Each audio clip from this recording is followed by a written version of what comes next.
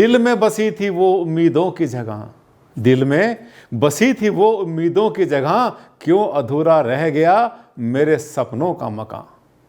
बहुत बार हमने मकान बनाना शुरू किया और बनते बनते अटक गया, आधा अधूरा रह गया और उसके बाद बन ही नहीं पाया। 5 साल हो गए, 10 साल हो गए, लोग कहते हैं सर 15 साल से ऐसी अटका पड़ा है। अगर एक बार कहीं सुई अटक जाए तो अटक जाती है। ये सुई क्यों बोलते हैं मालूम है? पुराने टाइम में ना वो होते थे, एक रिकॉर्ड प्लेयर हुआ करते थे गोल्ड डिस्क वाला, उसमें सुई लगती थी बारीक सी और उसी से रिकॉर्ड बजा करते थे। अगर वो एक बार अटक गई तो वो एक ही लाइन को बार बार रिपीट करती थी। अब प्रयास तो आप बार बार करते हैं, लेकिन सुई अटकी है तो तब तक नहीं निकलेगी जब तक कि आप उसमें कुछ अपना वास्तु का प्रभाव नहीं डालेंगे। वो क्या चीज़ है, किस वजह से सुई वहाँ पर अटकी और कैसे उस सुई को निकालेंगे। मकान अगर आपका बनता बनता रह गया, कंप्लीट करना चाहते हैं तरीके से, तो इस वीडियो को देखना आखिर तक। ये चीज़ कभी भी आपके साथ हो सकती है। जीवन बहुत लंबा, जब भी आप मकान बनाएंगे शायद ये वीडियो आपको याद आएगी। चलते रहिए इस वीडियो पर आखिर तक। डॉक्टर आनंद भारद्वाज, वास्तुशास्त्र के एनसाइक्लोपीडिया। नमस्कार साथियों, बहुत बहुत हार्दिक अभिनंदन, हार्दिक स्वागत आप सबका मेरे इस चैनल पर। आज हम बात करने वाले एक खास टॉपिक के बारे में, और ये चीज़ कभी भी किसी के साथ हो सकती है। जीवन बहुत लंबा और अटक कब आके पड़ जाएगी इसका पता नहीं चलता। ऐसे मैंने बहुत से मकान देखे, जगह देखी है जो शुरू तो कर दिया और उसके बाद में वो कंप्लीट हो ही नहीं पाया। 6 महीने, 1 साल, 2 साल नहीं, 10-10, 15-15 साल खंडहर जैसी शक्ल देखी। ऐसा क्या हुआ? आज मैं ये गहराई आपके साथ साझा करने वाला हूं, ताकि पहले से आप जाग के रहें। समझदार वो होता है जो समय से जाग जाता है। आपको पता रहेगा, आपके टिप्स पर रहेंगी हर चीज़ें कि वो सब कुछ चीज़ें क्या होती हैं, वो सब फैक्टर क्या होते हैं जिससे कि आपके सामने अटकना पड़े। देखिए,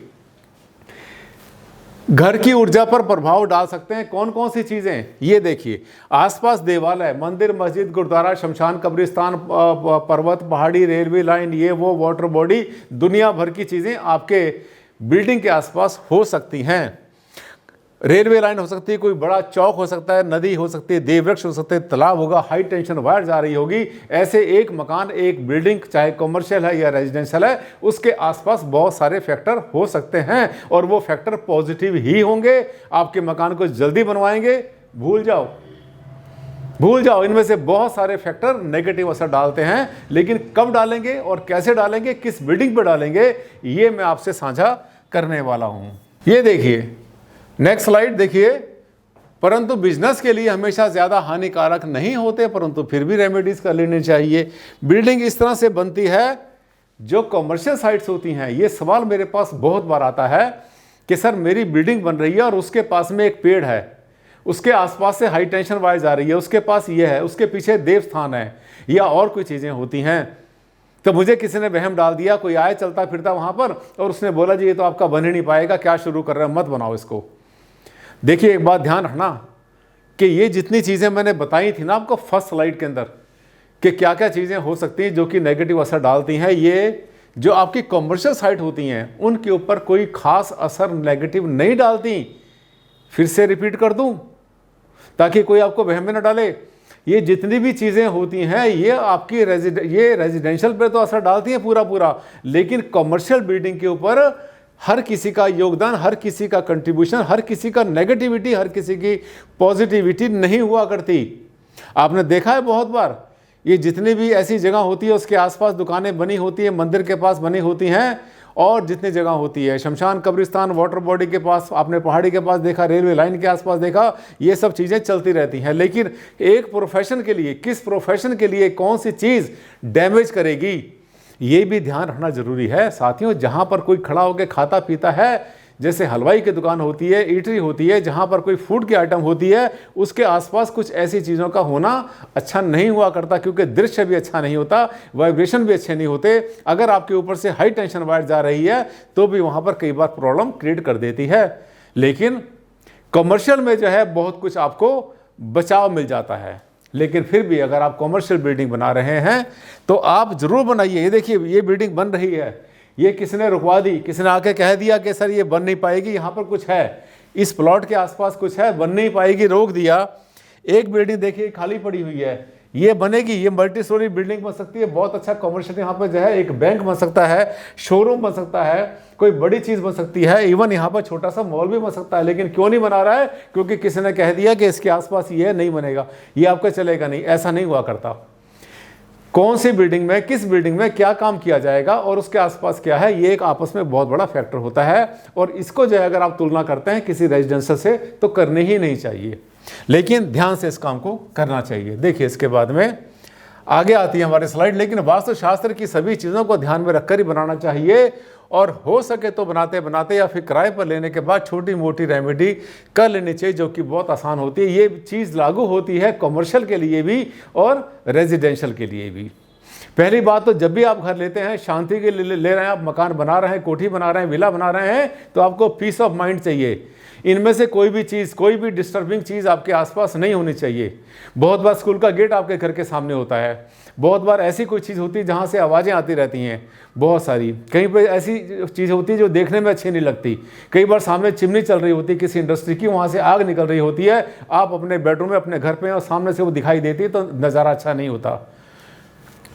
इसके साथ साथ इसकी रेमेडी बड़ी आसान होती हैं। मैंने आपको पहले भी बताया कि हर चीज़ की रेमेडी होती है, हर चीज़ की, कोई दुनिया में ऐसी चीज़ नहीं जिसकी रेमेडी ना हो। हाँ, वहम की रेमेडी नहीं होती।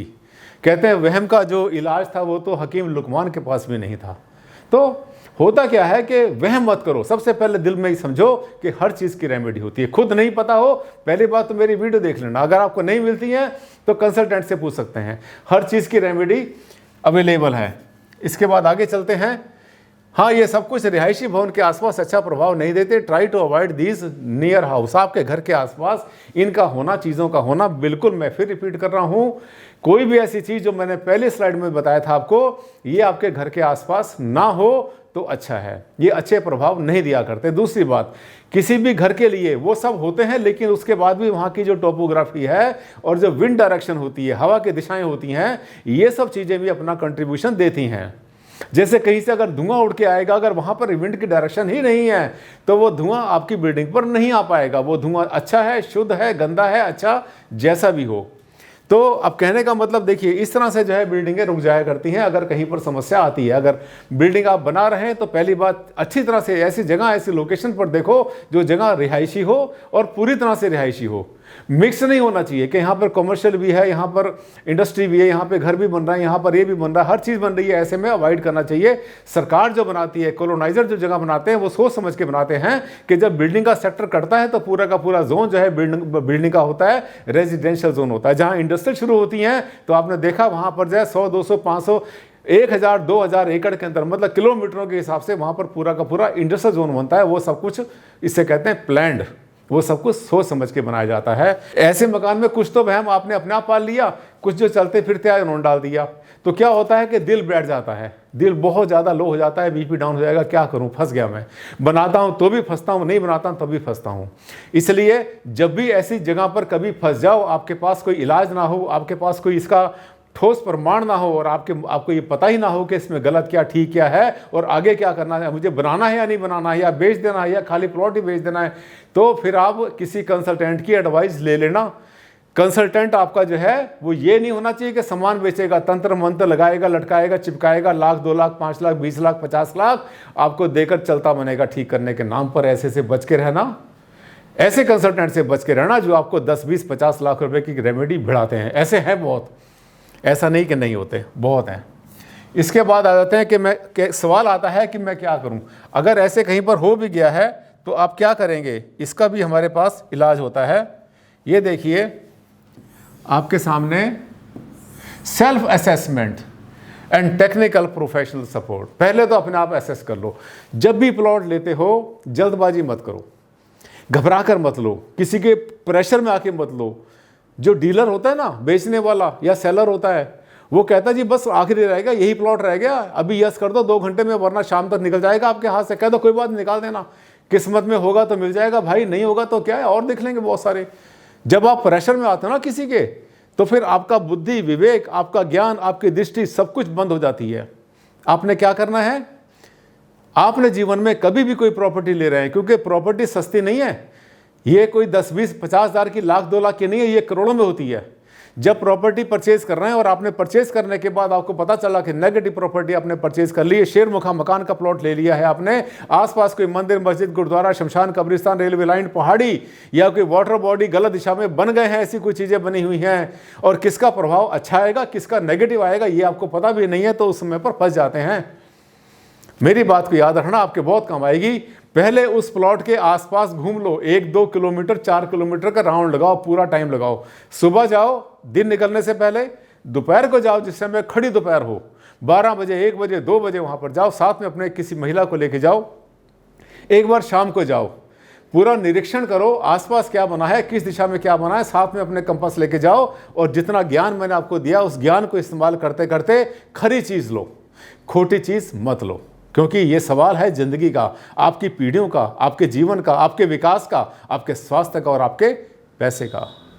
मुझे लगता है छोटे से वीडियो में मैंने आपको वो सब कुछ बता दिया जो आपको जानना बहुत ज़्यादा ज़रूरी था। साथियों, ऐसे होते हैं मेरे वीडियो। चैनल को कर लेना सब्सक्राइब, अभी बहुत अच्छी अच्छी वीडियो बनती हैं इसके ऊपर, कोई भी वीडियो इसमें बेकार नहीं, हर वीडियो काम की, जीवन में काम आने वाली और पीढ़ी दर पीढ़ी काम आने वाली है। ये पीढ़ियों में चलेगी, एक पीढ़ी की नहीं है।